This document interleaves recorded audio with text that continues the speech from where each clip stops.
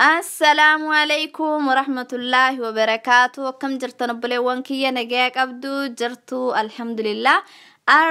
كيسما قبل سنين رفجرا كيسما كيا كرامو ورا هردفتو تهاني بيوتي جلجران هند ساني تيفيو وان جتونك أبدي سدبر فتوك أبدي جتو كناف كيسمان إنو مال جتك جد ومو سنمان فيديو هاقد ما لقي فتاتي وانت سين جتراه بطن إن شاء الله هاقا كما كيسما كيات سنين دبر سندراتي هردفتوتي هاني بيوتي هند كيسانيو متمتاران tokko keessaniin hedduu naagalatoomaa guddaa naagalatoomaa dhugaa rabbii galanni keessan hedduu tokko na biratti guddaadha maashaallah hedduu tokko sin jaalladha osoo isin bakka kanaan naan hin geenne osoo isin na bira hin dhaabbanne osoo isin na bira hin jiraanne adda bakka kana hin ga'u xiqqoo tokkollee ta'u nama maddii dhaabachuu kiyyoo ka danda'u ta'e irra isiniin bakka kana gahee maashaallah bakka guddaa na geeftanii galata guddaa na biraa qabdanii keessattuu biyya hedduu biyya garaagaraa teettanii na laaltanii haa ta'u garuu keessattuu obboleewwan kiyya shamarran biyya arabaa wallahi galanni keessan kan himamee dhumamuu miti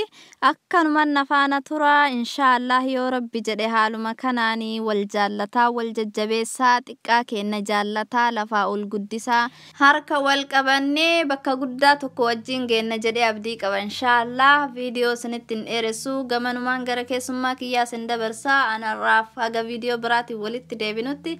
assalamu alaikum warahmatullahi wabarakatuh. السلام عليكم ورحمة الله وبركاته. أشمار كفون هردفتو تهاني بيتي أكم من جرتني بكم جرتنا جيني رحمن ربي ولي حاجرات سنين جتا وما تهني أتا وانتو كود بشو بربادا قسم أمو قلتنا ما بقلشو بربادا كان رت فيديو كان هني أكا قد يفتو AMC سجرا إن شاء الله إسنيسي أكا جالتنا بدي قبا ammoo like gochuu hin irraanfatina like gootan akka hanni jaallatan anallee jaallatan jechuudha so like godha nu garsiisaa isiniin jedha hordoftoota hanni wanti jechuu barbaadu hordoftoota kiyyaa namoota keenyaaf dhaamsa hedduu fakkeenyummaa gaarii hanniin uummata keenyaaf qabdu irraa dubbachuu barbaada akkasuma ammoo galata nama galchuufis qabaa jechuudha hanni taate tokkoffaa hanniidha itti aansee shamarran biyyoota Arabaa akkasuma ammoo warroonni chaanaala gugurdaa qaban maal godhaa jiran maal walii yaadaa jirtu Oromoon kan jedhu irratti wantoota dubbadhu qaba hamma dhuma dhageeffadhaa isiniin jedha ani Foozii Shaawudha hordoftoota kiyya hordoftoota hanni dhiifama afaan kiyya waan barateef gara chaanaala kiyyaan na fiiga na folchaa isiniin jedha hordoftoota hanni baay'ee galatooma ulfaadhaa isiniin jechuu barbaada guyyaa muraasa dura chaanaala kiyya na beeksistee turte akka subscribe na gootan isinis namoonni hanga 40 au 30 olii wayii subscribe na gootanii jirtanii galatooma isinis namni 30 ka 40 sun xiqqaateeti miti ulfaadhaa kunuyyuu galata guddaadha ana biratti waan guddaadha isin jalqabumaa isin maan tole jettee na beeksisuun sunuyyuu waan guddaadha jechuudha ana biratti isini galee osoo namni tokkollee subscribe na godhuu baate hanni nan bira galata guddaa qabdi maaliif guddina ijoollee Oromoo keessatti hawwii guddaa qabaachuu isii kan argisiisuu fi akkasuma ammoo hinaafaa fi miqanyinnatiin ka isii keessa hin jirre argisiisaa jechuudha kanaaf hanni nadhaa miti yeroo chaanaala gaafa jalqabaa Foozii tuubii banurraa kaaste FB dhaa wal dubbisne bakka ani itti dogongore ani waan chaanaala afaaraa ta'e akkuma beekta ijoollee Oromoo oo waa gaafatan qajeelanii sitti himanii waa hedduu dhuftee keessaa natti himtee FB dhaa wal jijjiiraa yaada waan na dhibe waan na barbaachisu video angadhiisu irra laaltee dhuftee wanti kun sirrii miti kottu na dubbisnaan jettee na dubbiste waan ani hin beekne na sirreessaa turte jechuudha hanni jechuuni nama maatii isiitiif waliin osoo biizii taatu osoo hojii mataa isiitiin biizii taatu nama ofiitiifis akkasii yaadduu jechuudha lammii isiitiif hanni yoo isin hime firooma takka hin qabnu biyyoomas Oromummaa malee waan walii qabnu natti hin fakkaatu waan isin dhibu biyya kam naannoo kam jedhee gaafachuu na saalfachiise maaliif ennaani isin akka Oromummaatti YouTube banadhee mucaa intalaa ta'ee ijoolleen shamaraa Oromoo YouTube banachuun hin jirani kan lammii biraa malee kootu jajjabaadhu naan jettee na jajjabeessite waan ta'eef akka obboleetti tiyyaatti fudhadhe malee akka hanni yookaan naannoo Harargee yookaan Wallagga yookaan Gujii yookaan Wallagga yookaan Boorana maali waan akkasiitiin wanni hin jenne jechuudha Oromummaan tokko nu gootee ammallee ammoo quuqama lammii isiitiif qabaachuu isii tokko nu goonaani kootu channel kana bakka kana sirreessinaan jettee na himte ergasii ana akka nama raasaatti ilaalu jechuudha akka obboleetti kiyyaatti hangafaatti ilaalaani hedduu kabajaan hedduu jaalladhaani isinis asii akka na galateeffattan barbaada jechuudha. galata guddaa qabdi hanni jazaan kan kee duniyaa faakiraalleen rabbii waan khairii qabuun siif haa deebisu akkanumatti itti fuufii dhalli kan kee kasirraa bahus kan ati nuuf deessusi akkuma kee kana kan lammiisaatiif yaadu rabbiin nuuf haa godhuun jecha umrii kee maatii kee waliin rabbiin si haa dheeressu jechuu barbaada buleettitiyya jaalatamtuu fi kabajamtuu hedduu si jaalladha hedduu si kabajja ulfaadhuun siin jedha.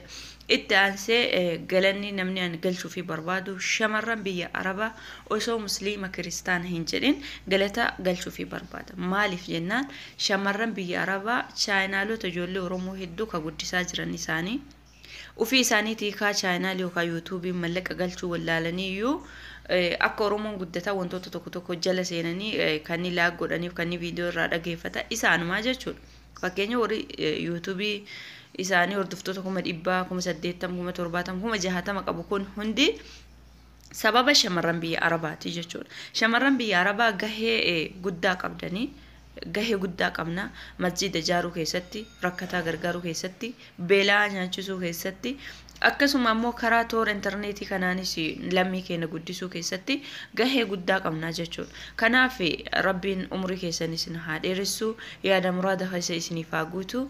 jabaadhaa akkasumatti lammii keessan guddisaa isiniin jechuu barbaada shamarran biyya arabaa jirtan guutuu keessaniin jechuudha.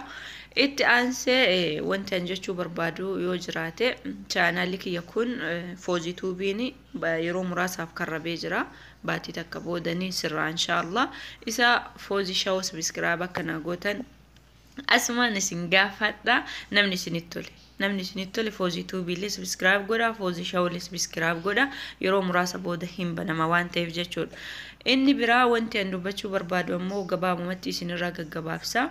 Ijoolleen Oromoo YouTubera gurguddaa taatan yeroo ijoolleen Oromoo akkaataa YouTube itti banata isin gaafatan maaliif namaan deebistan itti aansee ammoo maaliif nama keessaniin jajjabeessitan maaliif hinaaftan maaliif akka ijoollee Amaaraa YouTube keessaa waliin hin beeksistan waan isin dhibu ijoolleen Amaaraa nam tokko YouTube banatee jennaani yooni 200 mallee qabaate yoo miliyoonallee qabaate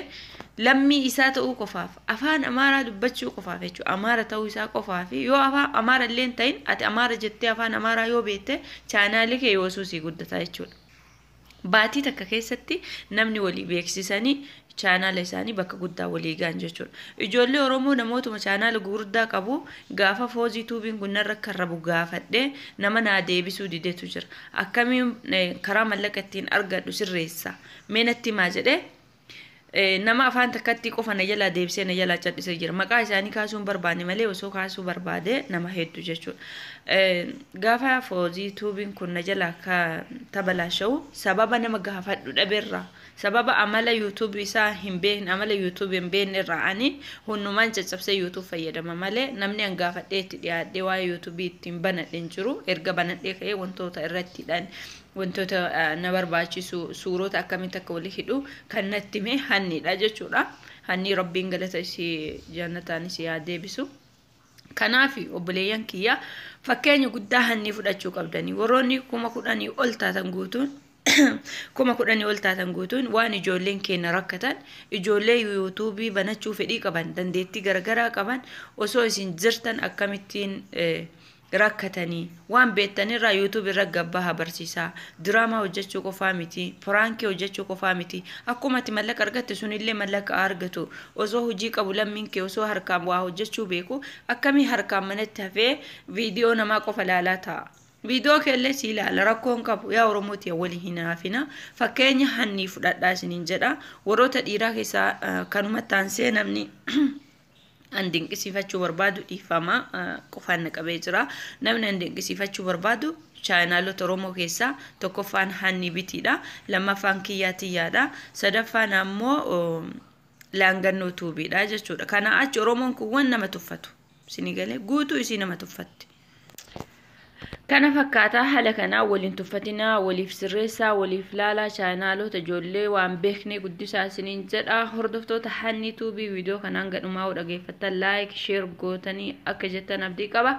hanga viidiyoo biraatii walitti deebinutti jedhama la